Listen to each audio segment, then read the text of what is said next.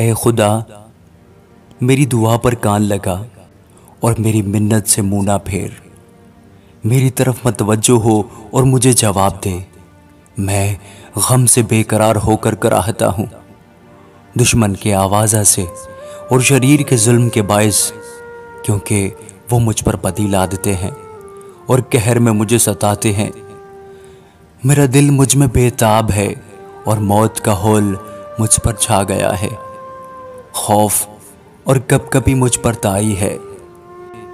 हैबत ने मुझे दबा लिया है और मैंने कहा, काश कि कबूतर की तरह मेरे पर होते तो मैं उड़ जाता और आराम पाता।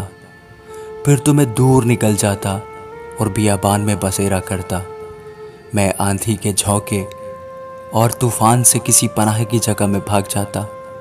ऐ खुदावंद, उनको हलाक कर और उनकी ज़ुबान में तफ़रीक़ा डाल, क्योंकि मैंने शहर में जुल्म और झगड़ा देखा है। दिन रात वो उसकी फसील पर गश्त लगाते हैं। बदी और फसाद उसके अंदर हैं। शरारत उसके बीच में बसी हुई है। सितम और फरेब उसके कूचों से दूर नहीं होते। जिसने मुझे मलामत की वो दुश्मन न था, वरना मैं उसको बर्दाश्त कर लेता। और जिसने मेरे खिलाफ तकब्बुर किया वो मुझसे अदावत रखने वाला न था, नहीं तो मैं उससे छुप जाता।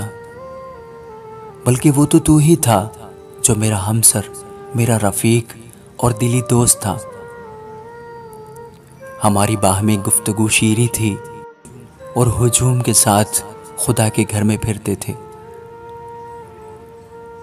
उनको मौत अचानक आ दबाए, वो जीते जी पाताल में उतर जाएं, क्योंकि शरारत उनके मस्कनों में और उनके अंदर है। पर मैं तो खुदावंद को पुकारूंगा और खुदावंद मुझे बचा लेगा। सुबह शाम और दोपहर को मैं फरियाद करूंगा और कराहता रहूंगा। वो मेरी आवाज़ सुन लेगा। उसने उस लड़ाई से जो मेरे खिलाफ थी मेरी जान को सलामत छुड़ा लिया, क्योंकि मुझसे झगड़ा करने वाले बहुत थे। खुदा जो कदीम से है सुन लेगा और उनको जवाब देगा। ये वो हैं जिनके लिए इनकलाब नहीं और जो खुदा से नहीं डरते।